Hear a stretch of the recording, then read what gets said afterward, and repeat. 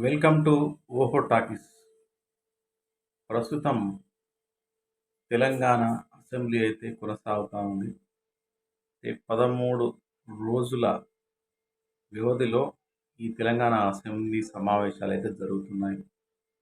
ఈ అసెంబ్లీ సమావేశంలో ప్రధానంగా బడ్జెట్ మీద కొత్తగా ఏర్పడిన కాంగ్రెస్ ప్రభుత్వం దృష్టిని పెట్టడం జరిగింది.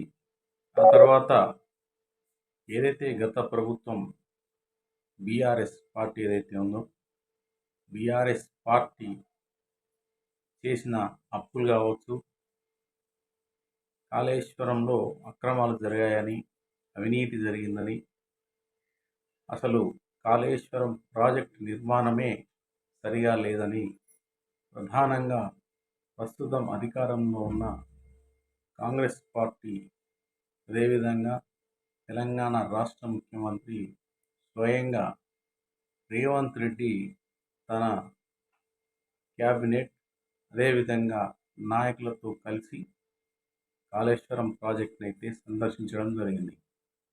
ఇక కాళేశ్వరం దగ్గర ఉన్న ఏదైతే మేడిగడ్డ ఈ పిల్లర్ ఏదైతే కుంగిపోయిందో అక్కడికి వెళ్ళి మీడియాకు వివరించడం జరిగింది.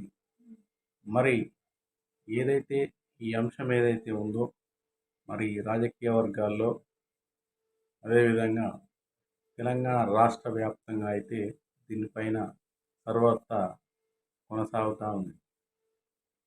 అంటే ముఖ్యంగా తెలంగాణ అసెంబ్లీ సమావేశాలకు కేసీఆర్ గైర్హాజరు అయ్యారని, కేసీఆర్ మరి తెలంగాణ అసెంబ్లీ సమావేశాలకు రావడం లేదని,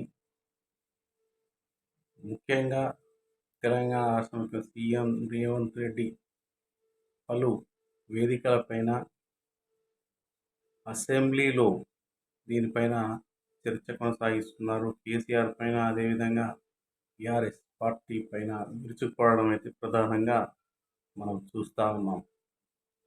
అయితే ఇక్కడ మనం చర్చించుకోవాల్సిన ప్రధాన అంశం ఏంటంటే, ఒకసారి మనం తెలంగాణ ఉద్యమాన్ని తీసుకున్నట్టయితే తెలంగాణ ఉద్యమాన్ని తన భుజాల మీద వేసుకుని కేసీఆర్ దాదాపు 14 సంవత్సరాలు పోరాడి మరి తెలంగాణ రాష్ట్రాన్ని అయితే తీసుకురావడం జరిగింది.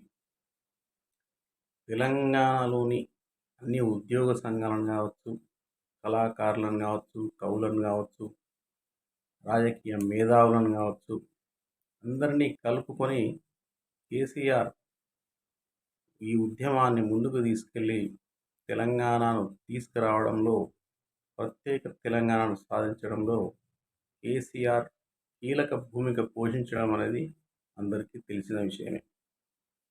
అయితే ఈ డెమోక్రటిక్ సిస్టంలో ఏ రాజకీయ పార్టీ అయినా ఆ యొక్క పార్టీ అనేది ప్రజలు ఎన్నుకున్నారు కాబట్టి ప్రజలకు ప్రత్యక్షంగా జవాబుదారీ ఉండాల్సిన అవసరం ఎంతైనా ఉంది. అంటే ప్రధానంగా మరి కేసీఆర్ ఎందుకు అసెంబ్లీ సమావేశాలకు రావడం లేదు అని రాజకీయ వర్గాల్లో కావచ్చు, మీడియాల్లో కావచ్చు, సోషల్ మీడియాలో కావచ్చు, సామాన్య ప్రజానికం కూడా దీనిపైన చర్చించుకుంటున్నారు. ఎందుకు మరి తెలంగాణకే హీరో అయిన కేసీఆర్, ఒక రాజకీయాల్లో ఒక పవర్ఫుల్ గొప్ప శక్తిగా ఉన్న కేసీఆర్, నేషనల్ పార్టీలను సైతం గడగడలాడించిన కేసీఆర్ మరి ఎందుకు అసెంబ్లీ సమావేశాలకు రావడం లేదు, ఎందుకు ముఖం చాటేస్తున్నాడని చెప్పేసి ప్రజలు కూడా అనుకుంటున్నారు. మరి బీఆర్ఎస్ పార్టీ నాయకులైనా కేసీఆర్ అయినా ఒకసారి ఆలోచించుకోవాలి. ప్రస్తుతం కేసీఆర్ ముఖ్యమంత్రి కాకపోయినప్పటికీ తాను ప్రజలు ఒక ఎమ్మెల్యేగా ఎంచుకున్నారు కాబట్టి గత ప్రభుత్వ పనితీరు పైన, ఏవైతే పథకాలపైన కావచ్చు, ఇతరత్ర అన్ని అంశాలపైన, కాళేశ్వరం పైన మరి రేవంత్ రెడ్డి కావచ్చు, ఆయన క్యాబినెట్లోని మంత్రులు కావచ్చు, మరి కేసీఆర్ పైన, హరీష్ రావు పైన మరి విరుచుకుపడిన సందర్భాలు అయితే మనకు అనేకంగా కనబడుతున్నాయి. కాబట్టి నా అభిప్రాయం ప్రకారం, నా అభిప్రాయం అనే కాదు, చాలామంది మేధావులు, రాజకీయ విశ్లేషకులు కూడా ఏమంటున్నారంటే కేసీఆర్ మంచి రాజకీయ అనుభవం ఉన్న వ్యక్తి, 10 సంవత్సరాలు ముఖ్యమంత్రిగా ఉన్న వ్యక్తి. హైదరాబాద్ నగరాన్ని అభివృద్ధి చేయడంలో, ముందుకు తీసుకెళ్లడంలో కీలక పాత్ర పోషించడం జరిగింది. ఫ్లైఓవర్స్ నిర్మాణం కావచ్చు, ఏవైతే మెట్రో ఉందో మెట్రోను విస్తరించడంలో కావచ్చు, ఐటీ హబ్ను నిర్మించడంలో కావచ్చు, ఐటీ కంపెనీలు తీసుకురావడం కావచ్చు, చాలా పథకాలు, కళ్యాణ లక్ష్మి కావచ్చు, తర్వాత తీసుకుంటే షాదీ ముబారక్ కావచ్చు, దళిత బంధు కావచ్చు, డబుల్ బెడ్రూమ్లు కావచ్చు, ఇట్లా అనేక రకాలుగా తనదైన శైలిలో, తనదైన పద్ధతిలో, పంథాలో మంచి పథకాలను తెలంగాణ ప్రజలకు అందించి కూడా ప్రజల ద్వారా మన్ననలు అందుకొని ఆదరణ పొందిన గొప్ప వ్యక్తిగా చరిత్రలో నిలవడం జరిగింది. మరి ఇంత గొప్ప నాయకుడు ఎందుకు మరి రేవంత్ రెడ్డికి భయపడుతున్నాడా? మరి అసెంబ్లీకి వెళ్ళేసి అసెంబ్లీలో ప్రజల తరపున, పార్టీ తరపున మరి జవాబుదారీగా ఒక నాయకుడిగా ఎందుకు సమాధానం చెప్పలేకపోతున్నాడు? మరి కేసీఆర్ అయితే ఈ విషయాన్ని ఒకసారి ఆలోచించాలని నేనైతే కోరుకుంటా ఉన్నా.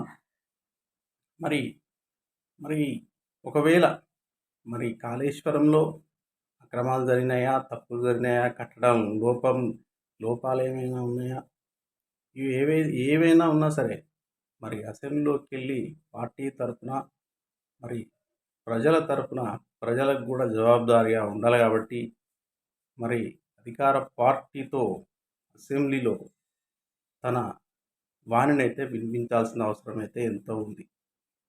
కాబట్టి కేసీఆర్ అసెంబ్లీకి వెళ్ళకపోవడం అనేది చాలామంది ఇదొక తప్పుగా భావిస్తూ ఉన్నారు.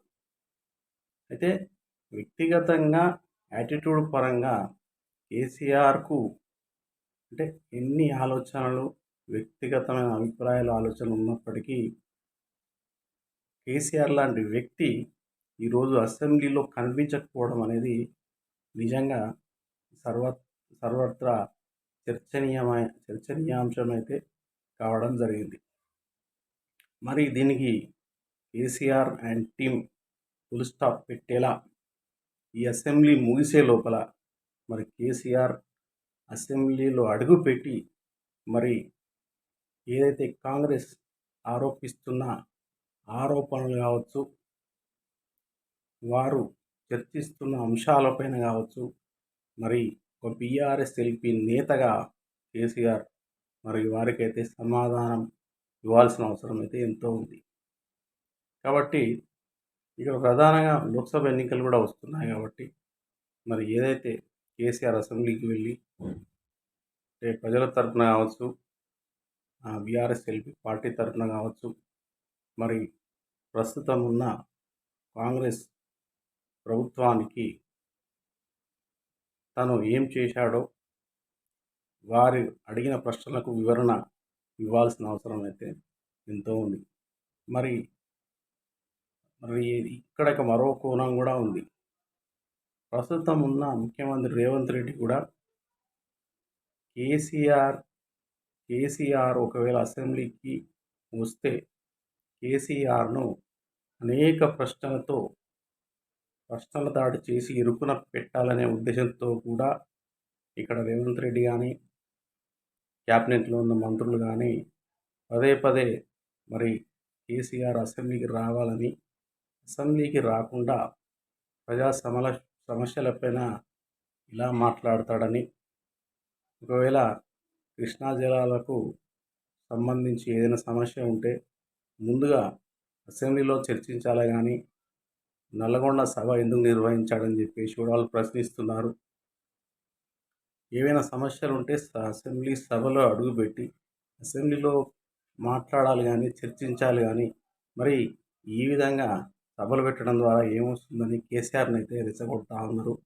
ముఖ్యంగా ప్రధానంగా ఇక్కడ కేసీఆర్ను అసెంబ్లీలో వచ్చేలా, అసెంబ్లీలో కేసీఆర్ పరువు తీయాలని అంటే ఇక్కడ రేవంత్ రెడ్డి కావచ్చు, మరి కాంగ్రెస్లో ఉన్న నాయకులు కావచ్చు, ఒక ప్రణాళిక ప్రకారం మాత్రం ఇక్కడ కేసీఆర్ని అయితే రెచ్చగొడుతుండడం జరిగింది.